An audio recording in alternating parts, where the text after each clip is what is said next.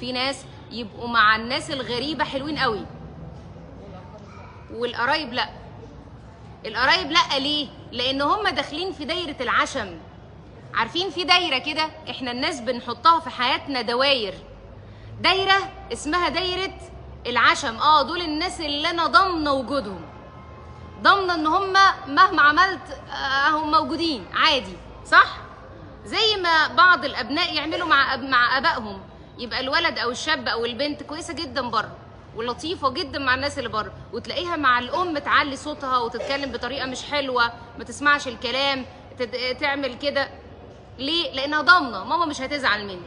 احنا في ناس في حياتنا كده بنضمن وجودهم فنقصر معاهم تحت هذا البند، نبقى بنضحك ونتكلم حلوين قوي مع الناس اللي بره، لكن عندهم هم خلاص دول في دايره الايه؟ في دايره القرابه اللي مش لازم اتكلف فيها. وكأن حسن المعامله تكلف، لا، حسن المعامله دين.